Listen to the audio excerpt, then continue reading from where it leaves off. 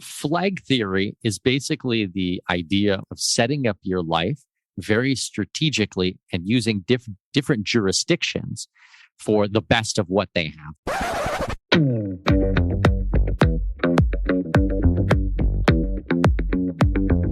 Hello and welcome to episode 83 of a Sideways Life podcast. I'm Al. I'm Leanne. And you should know by now, we've travelled a lot. That's all we need to say, I think. If you want to know the stats, then go to sidewayslife.com and you'll see something like 120 Airbnbs, which we are in the last day of one today, aren't we, Leah? Yeah, last day, pack-up day is always a day. I think we've talked about this before, but yeah. So we squeeze this in, so It's a job done, and then we're going to pack up and leave Spain for a good little while. Yeah, won't miss the weather. No, it's been too much this summer. Yeah, 30. This morning I had to get up early and clean the patio upstairs because anything after 9 o'clock and it's just too hot. Anyway, poor me, smallest violin in the world playing for me. So today we are talking to a lovely guy called Mikkel. What do we know about Mikkel, Leah? So Mikkel has an incredible, interesting story. He left school at 12. He started traveling shortly after. He's lived in 9 different countries, but he's traveled to more than 100. And his ultimate aim is to visit every country on Earth, which is quite cool.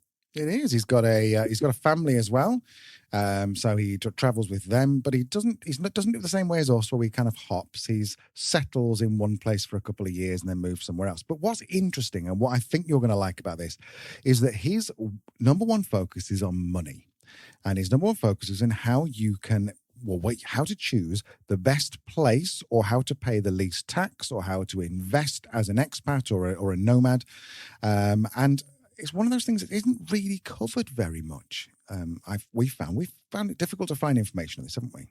Yeah, and particularly someone with the authority to give the advice, I think, is hard to find. Yeah, very conflicting advice. Like, for example, if you can go and read 10 blog posts from 10 different sites about living in Portugal, and probably 7 of them will tell you it's 0% tax, which is complete and utter bollocks. It is not 0% tax, as we found out from speaking to a lawyer over there, a tax lawyer and an accountant. Anyway, so I think it's a fairly lengthy interview. So we'll jump in, we'll go meet Mikkel, and then you and I can have a chat afterwards. Does that sound all right? Good. So we're here with Mikkel Thurup, who is the founder and owner of expatmoney.com. Such an interesting guy. I've been watching some of his YouTube videos today. There've been some about establishing himself as a resident in Uruguay, I think, by buying some forest land. There's lots of stuff I want to talk to him about. But just to start off with, just welcome, Mikkel. Thank you so much for taking the time. Pleasure's all mine. Thanks very much for having me on the show, Al. Well, I'm fascinated by you because we started traveling. I was maybe 39 when I first started traveling, maybe a bit earlier, maybe about 34, 35. But from what I read, you were traveling when you were about 12 or 13. Have I got that right? Close. I did start traveling as a teenager. What happened at 12 years old was I stopped going to school. So I dropped out of school at a very young age.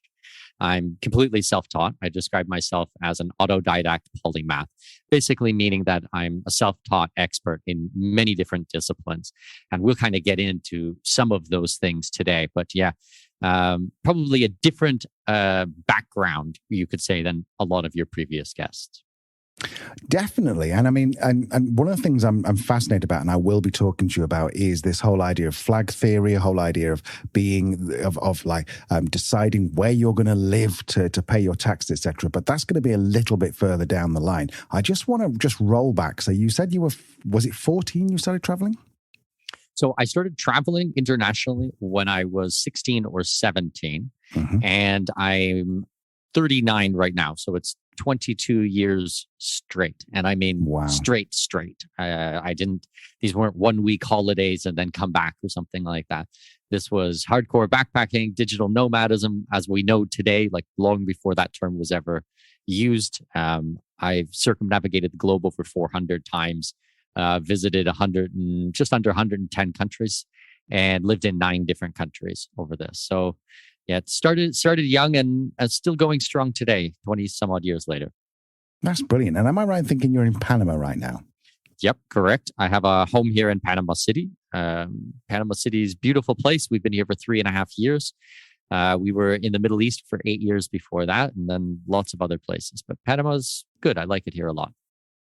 And whereabouts in the Middle East?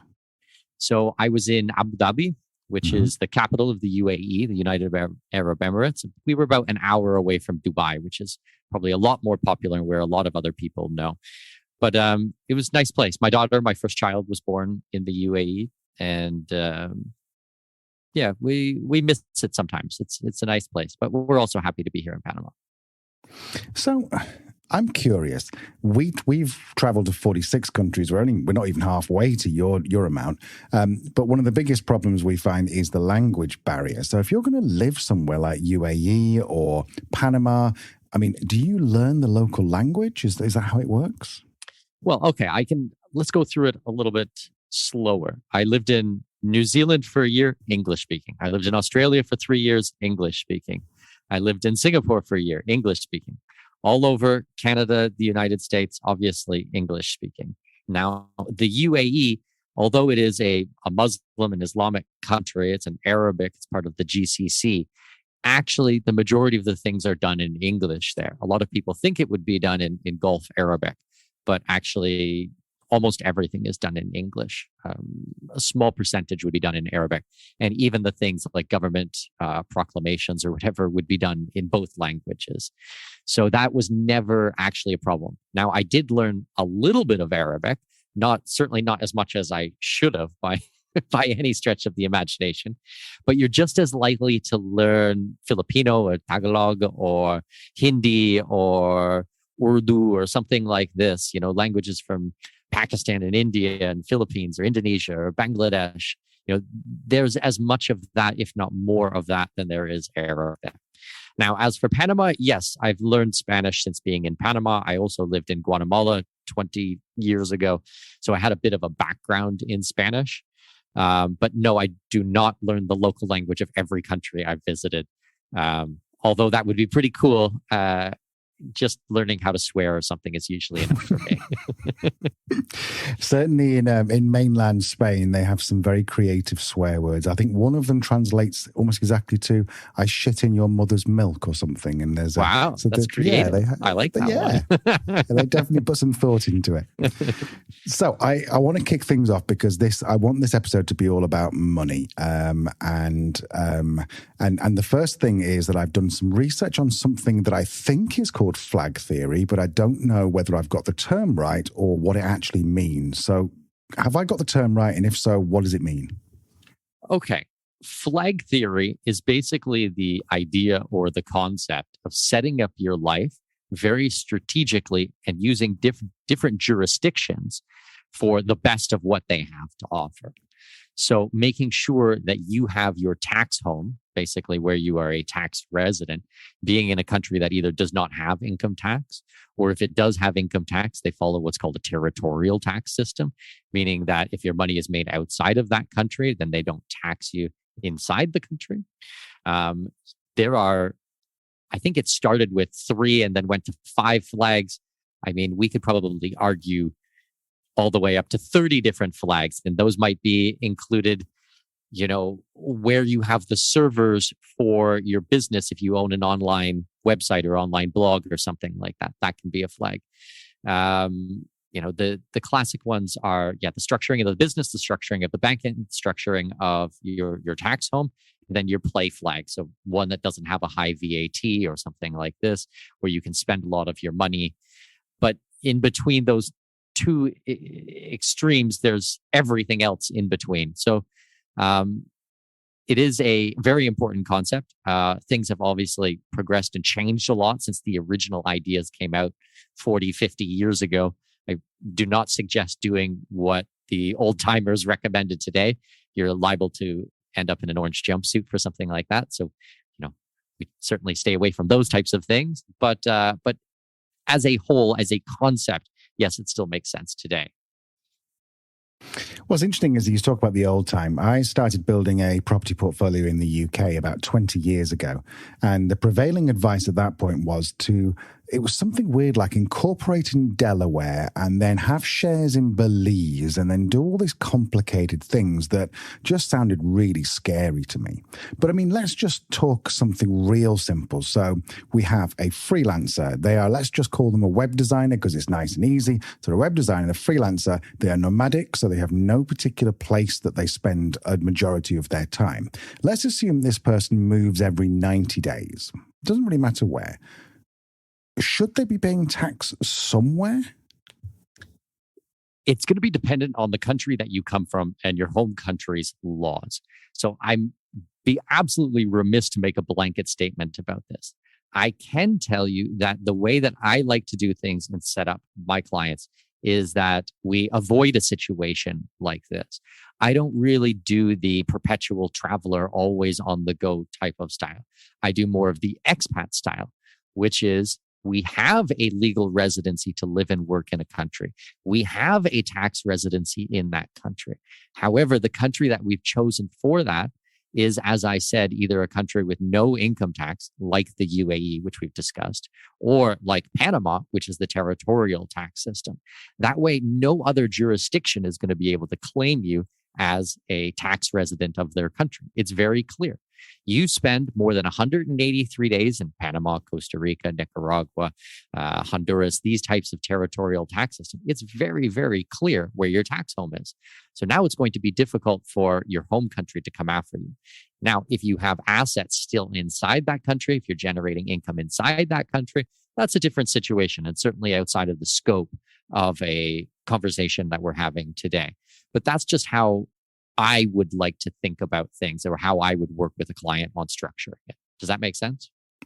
It makes perfect sense. And I think that like we've run up against this because we are now back for our second year in Croatia on the digital nomad visa, which I'm sure you're aware of.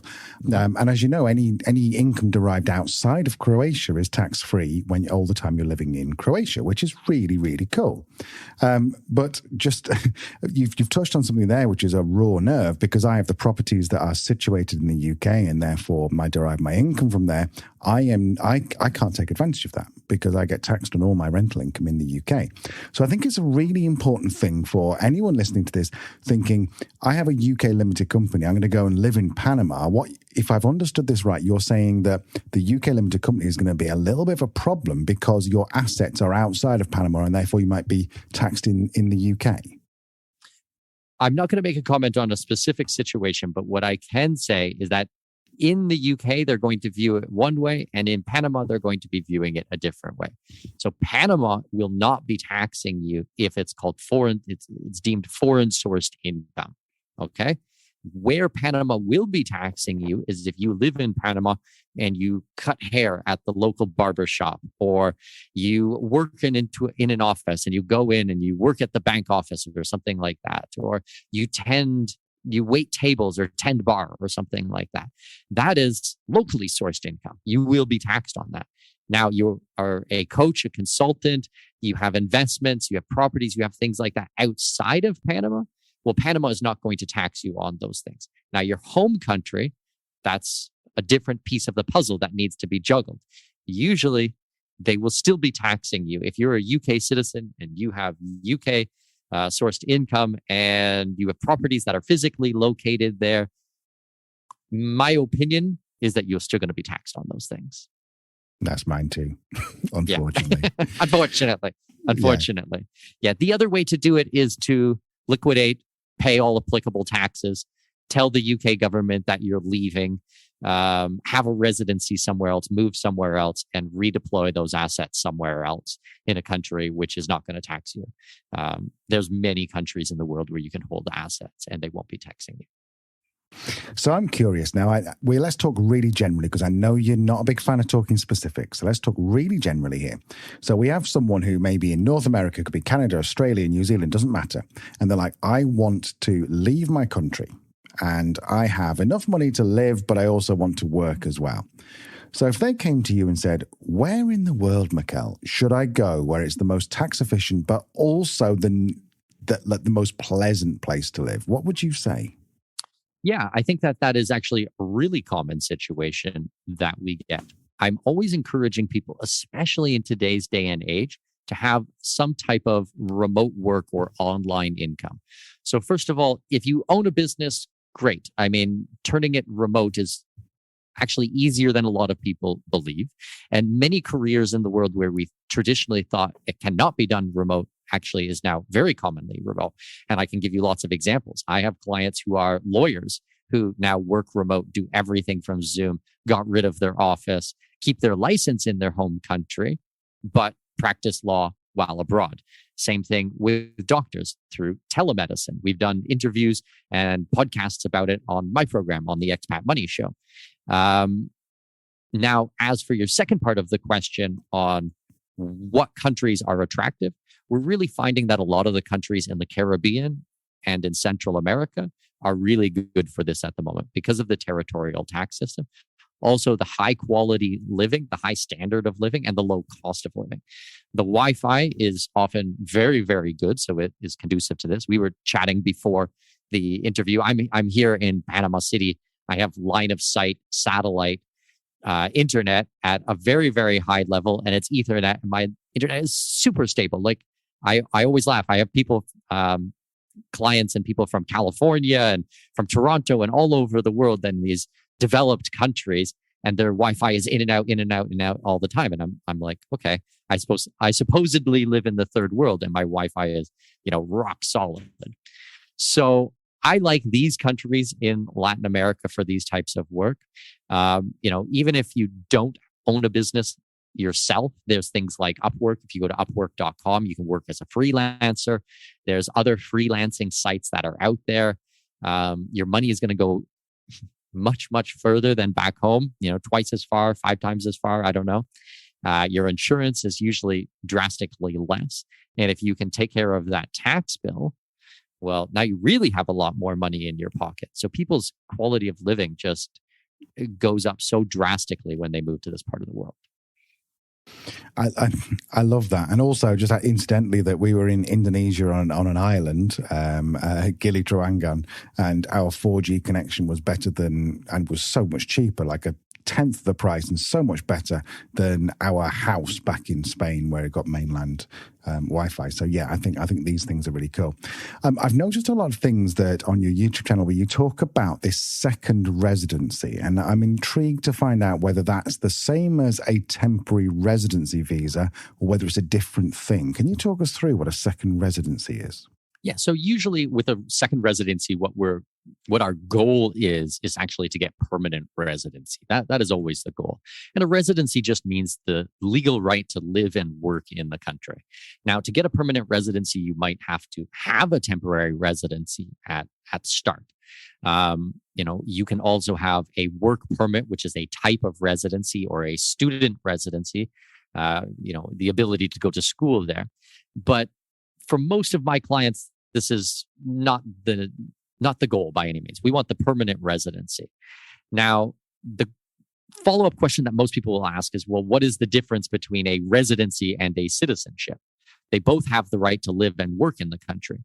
But a citizen, you can actually say, I am from Spain, or I am from Indonesia, or I am from Panama, or something like that. It's also going to get you the travel document, which we know as a passport. But the passport is really just the agreement between two nations for ease of movement. So what you're paying for, or what you have, is diplomacy in action. Different countries have different agreements. Your passport is different than mine. You get to go in different countries than I can, and vice versa. So what we want to do is get a permanent residency that will actually lead to citizenship in the future. And this process is called naturalization. And it is spending a certain amount of time in the country. It might be 2 years, it might be 3 years, it might be 5 years, it might be 20 years. That's going to really depend on the country itself. But those are kind of, what kind of residencies we're looking at, what the difference is between a residency and the citizenship, what the passport is. And the only other things that I would really like to add to that is, usually as a citizen, you can also vote in the local elections if that's something that you want to participate in. And same thing with national service, with the armed forces. If you wanted to participate in the armed forces, you would have to do that as a citizen and not as a resident. Now, neither of those things am I very much fond of, but for certain people, they are important. So it is worth noting. That makes perfect sense. So you've talked a lot about Central America, but if someone's listening to this and thinking, okay, this sounds good to me, I want to have my residency somewhere else. Is there like a top 5 places they should be considering that will be both tax efficient, nice, and somewhere that's going to be a route to permanent residency?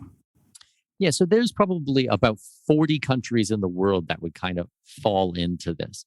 Now, they happen to be mostly in the Caribbean and in Latin America. It's very difficult to find something like this in Europe or in Asia or in Africa. And certainly in the South Pacific, really difficult. The only one I can think of is Vanuatu in the South Pacific. Maybe a couple of the other smaller islands, but Australia and New Zealand, no, certainly not. Now, there are certain countries in the world where they might have a more advantageous tax plan than, just being taxed on your worldwide income. Like Portugal has the non-dom system. However, it's not usually what people think. People think that they can just move their entire business there and live there and it'll be fine. Actually, that's not the case whatsoever. I've had 4 clients this year, 4 clients who have paid me multiple 5 figures to come for my help saying that they want to move to Portugal. Within the first hour, I've popped their bubble. They don't believe me. We've gone out there and gotten second and third opinions from the local lawyers, and they all confirm with me. If you are making the decisions for your business and you are living in Portugal, you will be taxed on that income. So don't listen to blog articles written by people who don't know what they're talking about or heard something and decided that they're going to say, you can move to Portugal and pay absolutely 0 taxes. That's not the case at all. The non-dom system is really for pensioners, for people who are bringing in money to the country through passive means. It's not for business owners. It's not for entrepreneurs. Even the crypto taxes that people are saying, a lot of these laws have been changed. So you have to really work with a professional on these things. Same thing with Spain, same thing with Greece, same things with Italy. Yes, they have tax programs there, but they're a lot more complicated than you would imagine. And you have to work with a tax lawyer on it. There's just no way around it. One of our previous guests was a guy called James Cave, who runs a website called The Portugalist, which is the number one sort of source of information. And he was exactly the same. He's like, I promote Portugal every single day of my life. But the fact is, it's not a 0% tax. It's at best, it's 22%. And like you say, I mean, there's something interesting about Spain is that Spain's a very similar situation. You can have a UK company, you live in Spain, and because you're making the decisions, like you said, your company is going to be taxed at corporation tax rates in Spain because you are sitting there and you're making the decisions. But I want to switch for a second and say, what was it? We want to talk about your school because from what I understood, and you said a little bit at the beginning of this, was that you left school at 12 and officially opted out at 15. What was that like growing up with no school at 12? What was it like with friendships, social, education? It's a good question. People always want to ask about the story about how this happened or, what my parents thought of the situation. I suppose from a personal level, I was very ashamed and felt very broken. I went through a difficult situation where they didn't understand what was quote unquote wrong with me. It turns out I have dyslexia, which is actually not a big deal. That we know now today is really not a big deal. But I grew up spending a lot of time thinking that there was something wrong with me. Now, when I found traveling, when I was a teenager, I started to meet all of these people from around the world doing things completely different than I had ever seen in Southwestern Ontario. I'm Canadian. And I started to actually feel like I belonged. And it was like a good opportunity, a good place for me to recreate myself in a positive light, who didn't know that I went to a special school or that I had dyslexia or I had problems learning how to read and write when I was a child, or all the nasty things that were said about me because of this. It sounds so ridiculous now when I think about it. But as a child, you really have no idea. You're told something doesn't work right in your brain and there's something wrong with you and you believe it. And it just takes a lot of many years of deprogramming to understand that, first of all, it's not your fault. And second of all, that it's actually very common, and everybody has their own shit that they're going through. And it doesn't put any limitations on who you are, what you can do with your life, how you can help people, the relationships you will have, a spouse, a career. I mean, I don't care saying it. I mean, I'm a happily married man. I got 2 gorgeous kids. I'm a multimillionaire, and I've traveled to more than 100 countries. Am I saying that to be a boisterous asshole? No, I'm not. I'm saying that because it's the truth. And I worked really fucking hard at this.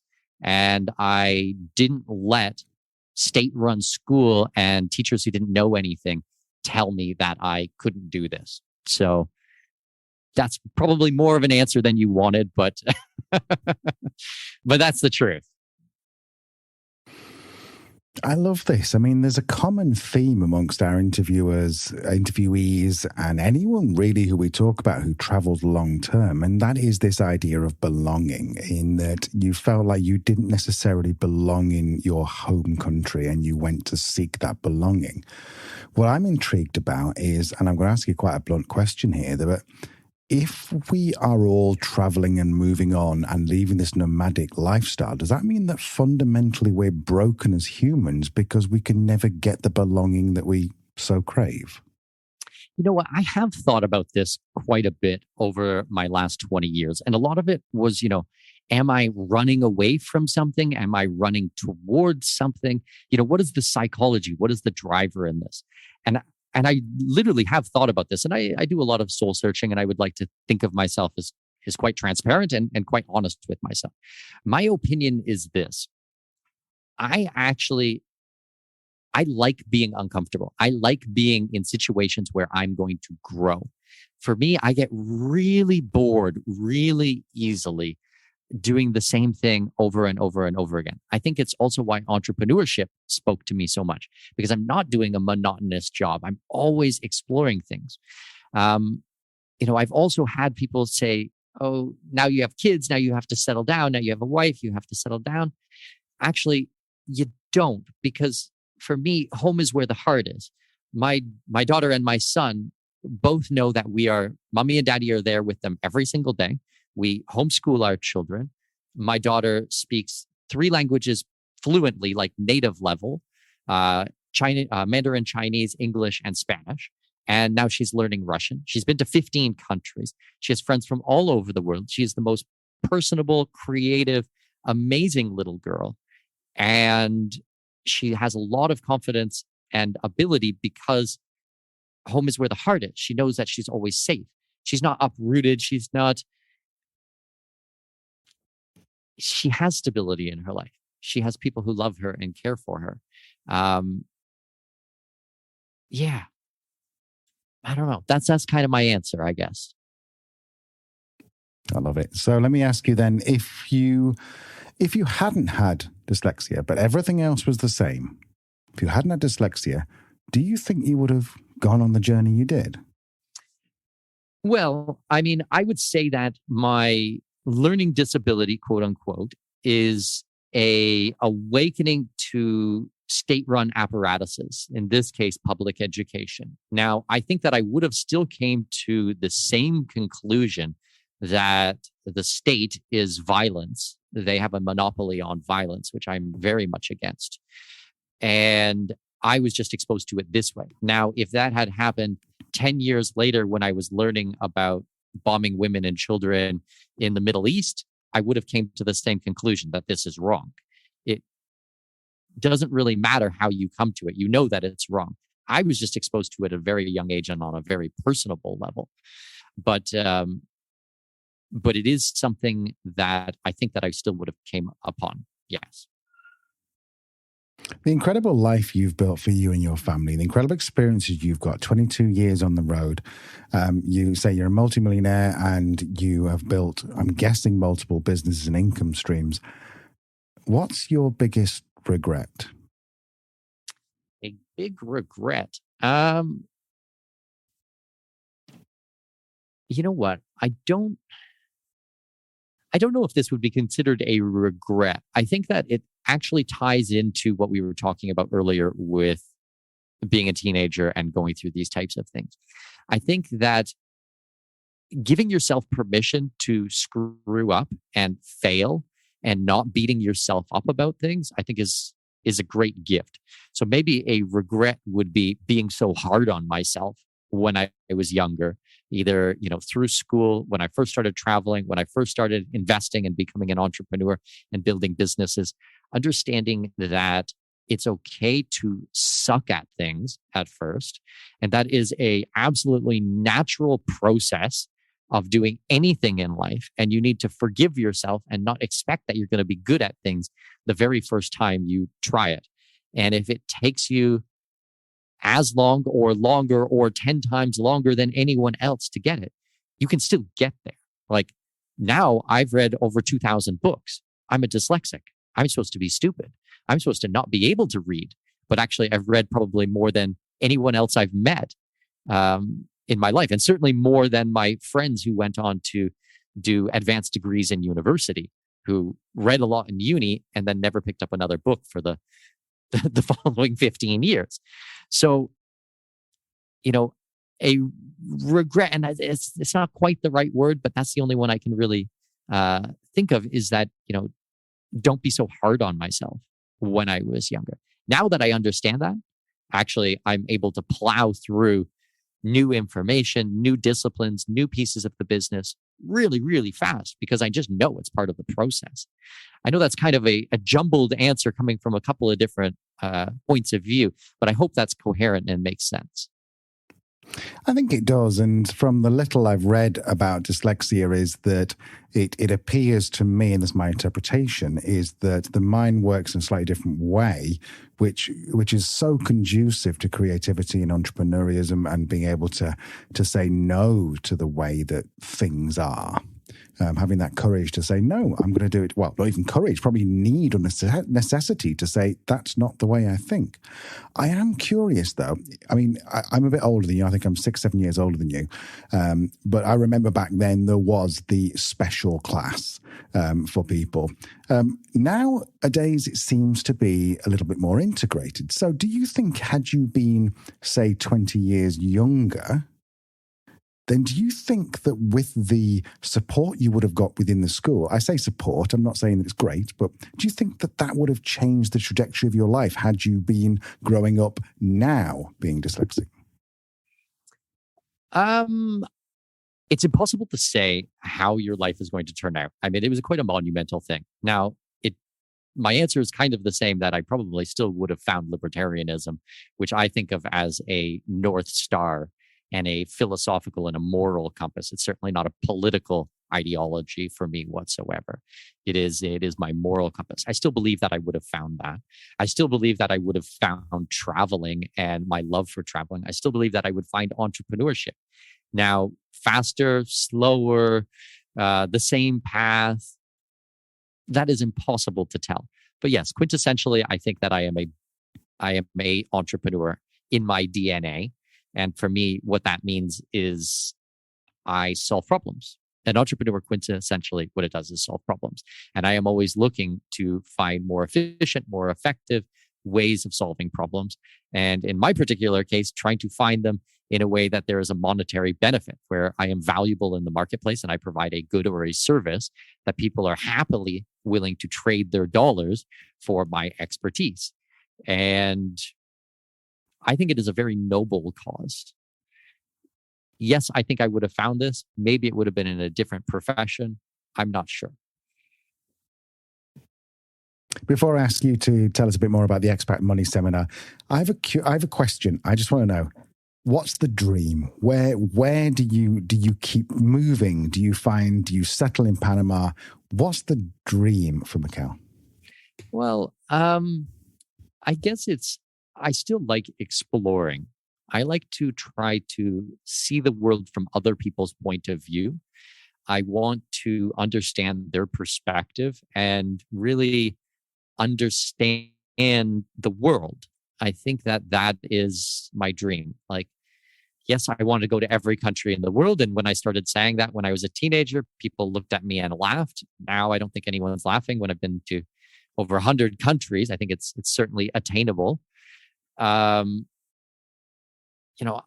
like to go to a place and really try to understand who they are, their history, the food, the culture, the religion and the society and how they interact with each other and these types of things. So I don't think that I will ever stop that. I think it's my hobby. I think it's who I am. It's my business. It's me on the personal level. It's everything. I have not slowed down yet, so I don't expect to slow down at any point. Do I love Panama and we'll spend a lot of time here? Yes, absolutely. But we're also buying a home in Turkey right now. We're also buying a place in Brazil. We're doing a lot of trips to Uruguay. We're doing a 7-figure investment in Uruguay. We've got homes in China. We've got lots of other places that we like to spend regular amounts of time in. And, giving my children the opportunity of exploring the world and spending as much time with them while doing it, sounds all right to me. Yeah. Brilliant. So lastly, just tell us a bit about this Expat Money Seminar. I've seen a few adverts for it. I've seen bits and pieces on your Twitter, but I don't really understand what it is. So for someone who has no idea, what does the Expat Money Seminar do? Yeah. So it's actually Expat Money Summit. It's completely online event. It's happening November 7th to 11th. And it's a really amazing opportunity, I think, for a lot of people to really start to understand a lot more about the expat space. Yes, we deal with some digital nomad issues, but we're not talking about, the best beaches to go party on a full moon party or something like this. What we're really dealing with is a lot of tax issues, immigration issues, structuring issues. We're looking to help people have more freedom in their life. And the best vehicle I know for that is flag theory, expat living, internationalization, however you want to call it. As I said, it's November 7th to 11th. If you guys want to get a ticket, it is expatmoneysummit.com. The tickets are free. There's no charge to attend. If you guys want to upgrade and go for a VIP ticket, then great. There's a ton of extra bonuses with that and recordings and transcripts and extra sessions and a lot of extra cool stuff. And you get to help support the summit and the work that we do and spreading awareness about this. But if you just want to come in and take a look around and start learning about these and things and see if it's a good fit for you, then grab the free ticket. Doesn't cost anything. You get to watch all of the presentation. There is no catch to it. This is not some marketing trick or something. It really is free to come and attend the summit. Some of our speakers are Doug Casey, Ron Paul, who is a personal hero of mine. We've got speakers talking about digital privacy, international real estate, tax structuring in the US, Canada, the tax structuring and obligations in Panama and Costa Rica and many countries in Latin America and the UAE and all over the place. So I think there's going to be 37 presentations and we're expecting 30,000 attendees. So it's going to be quite a sizable event, you could say. I certainly say it'll be the largest and the greatest expat event of the year, possibly of all time. I don't know of any other conference that has drawn this amount of people. So I'm really excited about it. And expatmoneysummit.com, November 7th to 11th. Come grab a free ticket. We might actually take away the free ticket at some point. So you probably want to secure that sooner rather than later. But Al, happy to help your audience and happy to welcome them at the summit. What a story. I know. Pretty impressive, isn't it? Yeah. Makes our 46 countries look amateurs, complete amateurs. But I thought some of the things there were really interesting. His point of view on things is really interesting.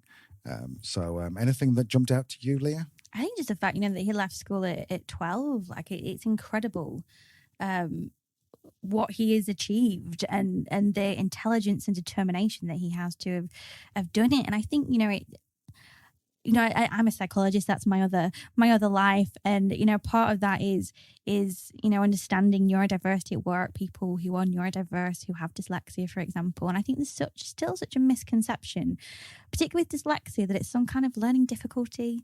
And it's not. It's just how people think very, very differently. And that is a superpower, because they can think in ways that neuronorms, as we're called, can't even begin to.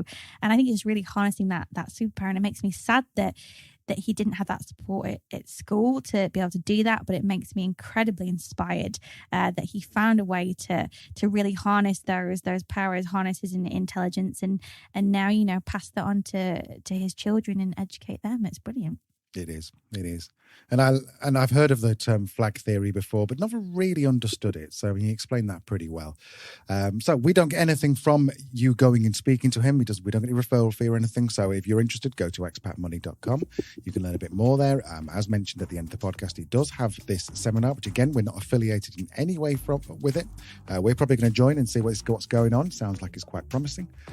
But I think that's probably it for this week, isn't it? So should we go back to packing up our Airbnb and drive to Switzerland? Yes. Let's go and do that then. Bye. See you soon. Bye-bye, guys.